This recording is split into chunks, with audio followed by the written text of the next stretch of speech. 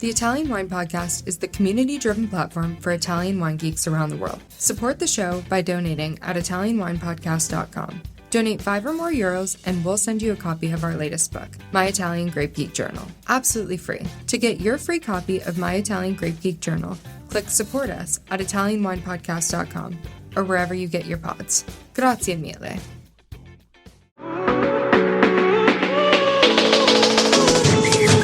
Welcome to the Italian Wine Podcast. This is the next generation with me, your host, McKenna Cassidy. For the next 30 minutes, I invite you to explore with me what young adults are up to in the Italian wine scene. Today, let's feast on our discussion of Italian wine, travel, food, and culture. Thank you for being here. Grab a glass with us. Chin chin.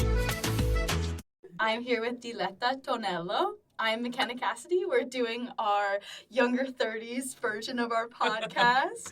It's a 30 party. 30s party. Woohoo! It's such a treat to be with you here today. Thank you so much for coming to talk about your wines and your story. Will you introduce yourself briefly and where you're driving from today, 30 minutes away, keeping in the trend of 30s, and the wine that you represent for us? 30 minutes ago, I was in the cellar preparing the wine schedule for Sofia, which is the girl that helped me in the cellar.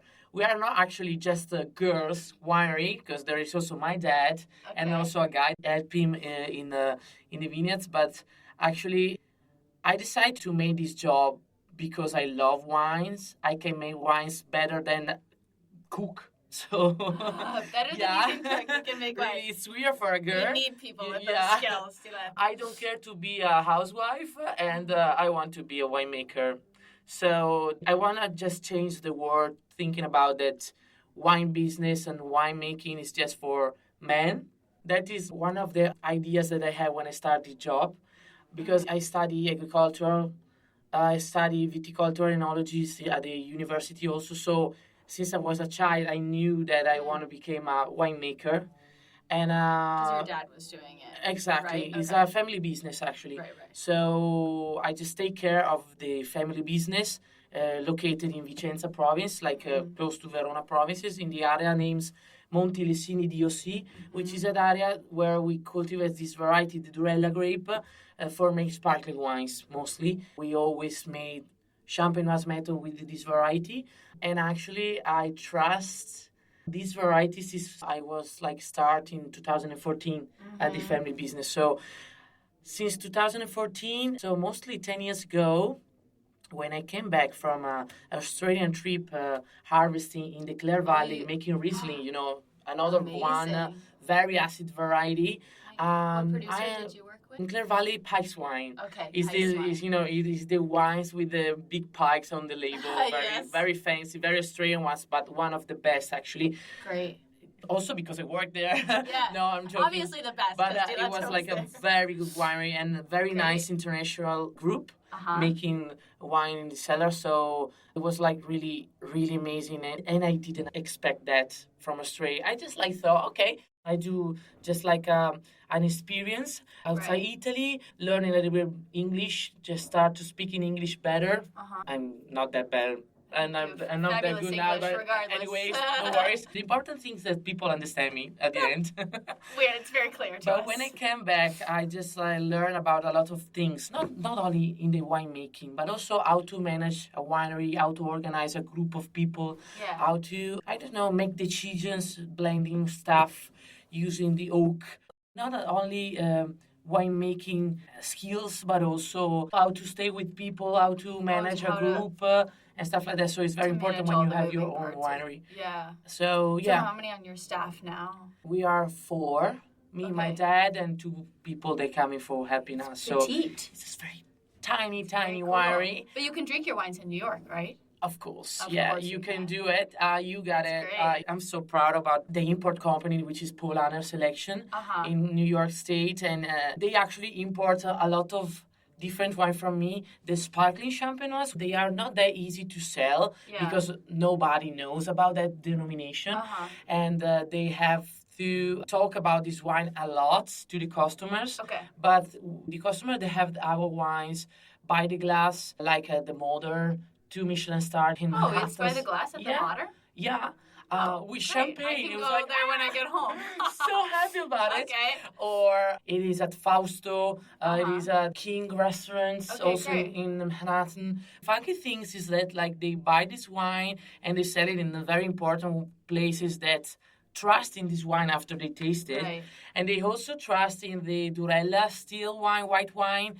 A lot of customers share picture in Instagram with me. And we actually have Marachelli, which is our pet nut col fondo wine. Wonderful. Very funky, very funny. It's like a Chardonnay with the Durella grape, re-fermented in the bottle with the Lisone. Very funky label. Col fondo means with the leaves. Exactly. Right? Yep. And And the second Marachelli one. is a joke, you know? Oh, It's a what does joke. that mean? Marachelli is like a trick something. Like it's a joke that you do, but with a good intention, not like a bad intention. Like Oh, it's that's a, so funny. Like yeah. like a prank. Yeah, like a prank. Like a exactly, like a prank. So yeah. Oh, that's funny. Marachelli is a prank. It's I like like a. that. You know, we made it Marachelli, with okay. young vines. They are not ready for make champenoise. So Okay. the young vines that don't make grapes good for big body for champenoise method. So we use the young vines of Durella and the Chardonnay, which gives a lot of body of the wine. It's Otherwise, for drinking in the first years with the 100% Durella, Right. it's not that easy. Too much acidity. Right. So it's much more balanced with the Chardonnay, and I prefer it because it's a wine that have no rule at the end. It's like Right. Yeah, you can do winemaker. whatever you want. Mm-mm. Yeah. That's so nice freedom. Yeah. So yeah. So for the listeners, just we're all on the same page. We're in Verona right now, but 30 minutes to the east is Lessini. It's a place, and it's at the foothills of the mountains, kind of in and amongst all the little valleys right there, right? Yeah. And so varying elevations, and the main grape that we're farming here is Durello, which is a high acid. The word Durella is another way of saying it, but it means like angry or like hard because it has thick skin. Yeah, very hard for the skin. The grape, It's the characteristic of the grapes. It's fascinating, and it's indigenous to this area. Yeah. Right? Okay, perfect. And then they're kind of, for all the Via community who wants to know the size of the bunches and things like that, they're like medium bunches, medium berries. And it's, what was interesting to me is it's very like consistent yields. So the vine is producing all the time. Like it's just always there for you. like a good sparkling. So that's very cool. So just to clarify for everyone's listening, the grape we're talking about is Durella. Yeah. And that's unique and different than Prosecco, right? Exactly. It's a different varieties. Actually, is the second sparkling wine of Veneto, the Lessini Durello DOC. And because, you know, for the Prosecco, you use mostly the Glera, 100%. But with the Monti Lessini or Lessini Durello, is the Durella grape 100%. With, you can put like a 50% of different varieties like Pinots, Chardonnay, or Garganega, but not aromatic varieties. But the mostly production of this area is concerned to this variety, the Durella. And actually, it's completely different because not only for the acidity, but also is a late harvest variety. And the one thing that is that's why I always say that we are lucky producers, because we pick up the grapes for base wine, for the sparkling wine, since the middle of September to the middle of October. It's a really late harvest variety. So instead of August harvest. So it's not August. Not August. We are on holiday in August. We don't care. Yeah, really, we are actually relaxing. In August we sleep. We stay at the beach, drinking the wine from last year. 5 years ago wines on the beach. Now we are actually very lucky about it, because also we pick up the grapes in cold weather period, and also we can pick up the grapes very close to the real maturation of the grape without losing acidity. That is very important. Fascinating.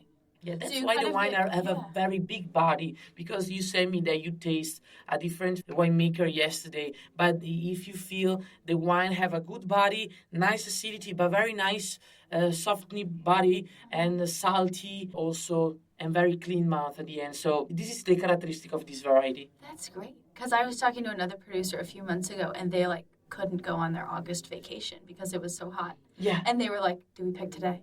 Do we pick today? Do we pick today? And you're like, no, I'm putting my phone on Do Not Disturb. I'll see you in September. That's awesome. Coming back to America, Veneto International Academy, the ultimate Italian wine qualification, will be held in New York City from 4 to 6 March 2024. Have you got what it takes to become the next Italian wine ambassador? Find out at vinitaly.com. So tell me about this Io Tetti. Yeah. I would love to learn more about this. Tetti is the name that came from the Greek mythology. I'm really obsessed about that, the Greek mythology.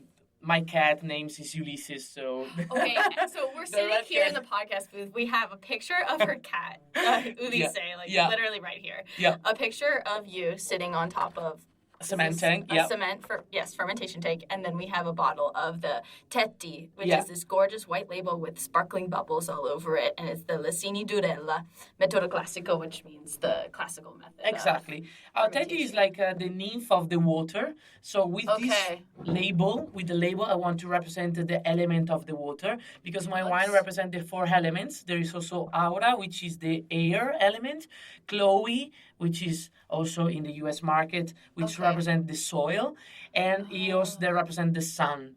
So 4 elements, 4 wines, 2 local varieties, 3 wines with the Durella grape and 1 with the Garganega grape, which is also our local variety. Yes, but beautiful. Tetti in particular is our youngest, I can say, sparkling methods. It's 3 years with the lease. So youngest is like, so young. It's weird for us say young.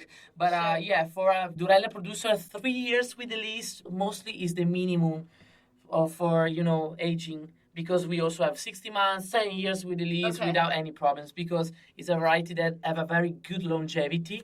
And also that is a wine that is never ready the first 2 years of the So you harvest. need that time to... Yeah, this wine needs times. But I always say that this wine in the time is getting younger. It's never getting older in the years. It's getting younger. It's getting ready for drink. That's like my idea of wine. And I think the best ingredients for make wine in my winery is the time. So if you give the time of this kind of wines, you will have a very nice result at the end and a wine that it's ready to drink, okay? You are drinking in the right moment, okay? So the label represents the bubbles of the water, but also the bubbles of the sparkling wine. And there is the nymph, so the... I see the nymph on the label that represents Tetti, which was the nymph, also the mother of Achilles in the Greek mythologies. Yes. And she's appeared from the water of the rivers. You've read the Odyssey and the Iliad. I love it. Oh, it's so good. You really cannot imagine how much I love Greek mythology. All the names come from there. And this is my line. So when I take care of the family business, I start something like my wines ideas, which are the same wines that my dad used to make, but in a different way, not only for the labels, but also for the winemaking. We wait much more. We age much more in cement tank, white wines, with the lees along, and the sparkling. We do different cuvées from the different wine that bottle that we make. So Tetti is a blend of valley vineyards and hills vineyards. It's 90% of free run must and the 10% of press must, which give a little bit of body. Yeah. When you press, what type of press are you using? What kind? We got a close press. Nice. The new machines are very helpful. It's a close press, so the mustard didn't have the contact with the oxygen. Oh, but and I separately all the press. So the free run must, the press must, and the second press must. So I do my cuvées after a few months of aging, and I for example, next year in January, February, we will blend all the of the base wines. Oh, perfect. So you are doing it, so you harvest in September, October. Yeah. You bring it in, you do your different presses, and then you're fermenting all of those separately, all in concrete or any in steel? Stainless steel. Okay. Fermentation, aging in concrete. And then, and the second fermentation takes place in concrete or in the bottle? Yeah, but the second fermentation starts in the tank, but in a few days you bottling. So the fermentation always starts in the tank. After 3-4 days the fermentation starts, you can bottling. So the fermentation at the end finish in the bottle. But usually in the bottle ferment for 2 weeks minimum. Okay, great. And then are you doing dosage before you... The dosage, I put it in after the remoage during the degorgement. Uh-huh. And with 30 is the only one that have a little bit of residual sugar, because after 3 years, the wine still have a very, very good acidity. Yeah. For example, this 2019, after 3 years of aging, still have 8.8 gram per liter of acidity. That's really high. For those who don't know the scale, that's a lot of acid. Yeah, but it's a lot, but it's a mature acidity. So at the end, we put a 5 gram per liter of residual sugar in the liqueur d'expédition. So, the liqueur that we use just for refill the bottle after the degorgement. It needs a little bit for be a little bit more balanced and not too much aggressive. But after 3 years, 4 years, 5 years, this wine, the acidity became a creamy. And something that clean your mouth, and something that give you the saltiness in your mouth. So awesome. is a very good part of the tasting of this wine. That's wonderful. And do you recommend people hold this for a while? Could you age this for a long time, or is it ready to go now because you've just aged it for us? Oh yeah, you can drink it now. Be careful about the date of the degorgement. In the back label, you always have vintages and the months and the year of the degorgement, so you can understand you're drinking the wine the right moment, because it's better wait 6 months after the degorgement, minimum, and without any problem, 5 years, 6 years, 10 years after the degorgement. So this wine you can forget in your cellar home, but not too much. Drink it, of course, but without any problem, it can age. Okay, I got you. That's awesome. Tonello's fun. Your whole Instagram is you bopping around the cellar, taking weird videos of you just doing stuff with the wine. I don't want to be boring. I'm really an optimist person. So I like to laugh and have fun also, because Sophia with me, she's a very funky girl, very crazy ones. For make good wines, you must to be a little bit crazy. It's very normal to be crazy as a winemaker. But I love to share my days, my way to think about wines, and my wine culture in an easy way, Not too much boring. Wine is actually, it's not that hard. It's not that difficult to understand wines. Yeah. And I want that people learn about it, learn that there are so many differences between a wine to another one, countries, blah, blah, blah, wine regions, okay. But at the end, wine have to be easy things. Yeah. Because it's for the people connection, is for enjoy the end of the day, enjoy an aperitivo, enjoy a picnic, enjoy a swimming pool. It's something that you must to enjoy in a relaxing moment. Not oh my God, I'm going to drink. So my communication is something like that, probably. That's awesome. I see a lot of young people who, whether they're my peers or they seem a little bit afraid of wine, they're gonna do it wrong or have the wrong thing with their meal, or they misunderstand. It's just fermented grape juice. That's obviously a form of art, and someone has worked really hard to make it, but don't be afraid. Yeah. It's fun people are behind the wines. They make them for you to drink them and enjoy them. It doesn't matter if you made the wrong pair, because you understand that it's the wrong one at the end. So, okay, next time I will not drink the wine with fish, but I will drink with a steak or something. You sip it and you're I'm not loving this together. I think I'll make something else. Yeah. But also because in America it's very usual to bring the bottle of wine at home. Right. If you take the wrong one, you say, okay, I take the wrong one, just close it, leaving them apart. I take another one, and the ones that I didn't drink, I bring it home. So what is the problem? That's so true. Oh yeah, because if you buy it in a restaurant. Yeah, in the restaurant. Yeah, totally. At the wine shop, you actually always have some ones that can help you. Right. That's why people in the wine shop are very helpful, and they know a lot about wine. Sometimes much more than the restaurants owners. A grimace. So in the wine shop, they must know about wines. It's true, and I think there's easy to be concerned about being embarrassed, asking questions of someone in the wine shop, being embarrassed asking someone who knows about wine, but that's why people know about wine, for you to ask questions. As my dad says, all feedback is a gift. Yeah. So whether Exactly. right. So whether you make the wrong choice or you make a good choice, it doesn't matter. Like you learn something, and that's important. To be able to receive feedback is also important. Yeah, my dad always say, ask question, ask, without any questions. problems. Have the Don't- humility to ask. Yeah, no worries about it. Totally. Yeah, The people. That's why the guy's in the store to help you answer your questions. you know about wines. He knows about wines. So, what other wines are you drinking to learn how to make your wine better? Like, do you always drink Lessini Durello? Are you personally drinking other wines, like in your free time? Like, Oh, disclose.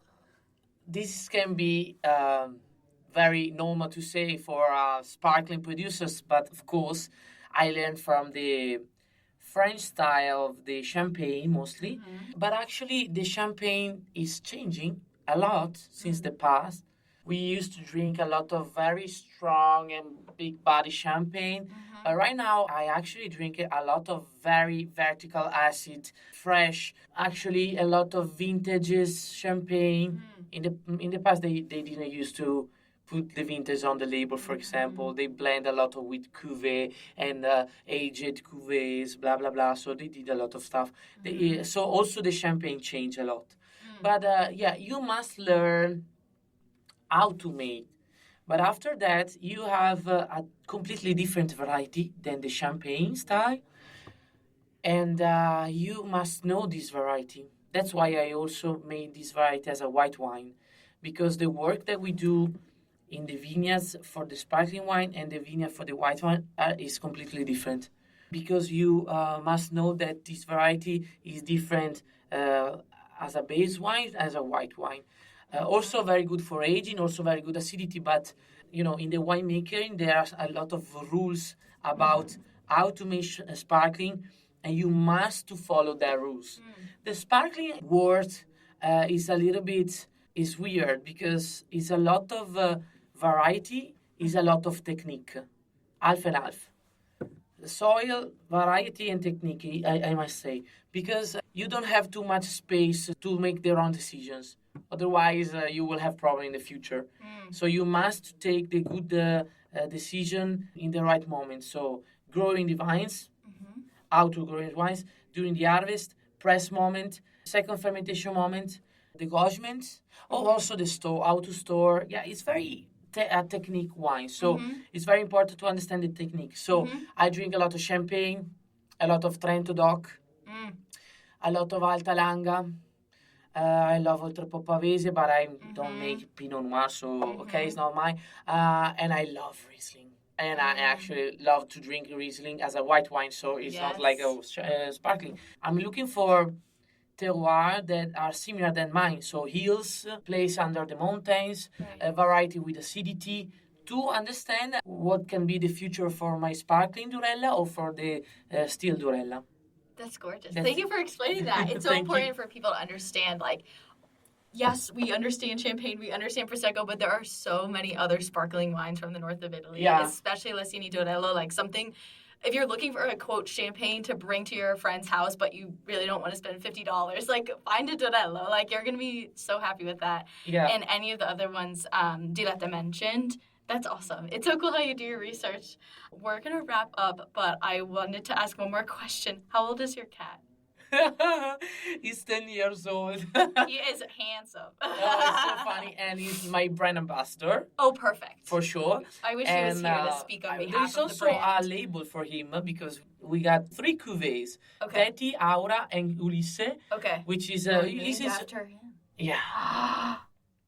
Does he like the wine? Like, does he approve? Yeah, it's smelling. It's like a meow. Yeah, it's very nice. You cannot understand. That cat is crazy. He follow us in the vineyards, in the cellar. He made the pictures. You can see on Instagram. It's everywhere. It's perfect. We also made socks. Really? I want the socks. Can I order the socks? Yeah, I got it in my car. Must have socks. I must have socks. With They're Tonello socks with the cat on it. They're awesome. Yeah, it's my brand ambassador for sure. And I make a lot of videos with him. You saw the videos on Instagram, and one of the most liked are for Ulysses video. He brings in the followers. Yeah. He brings in the love.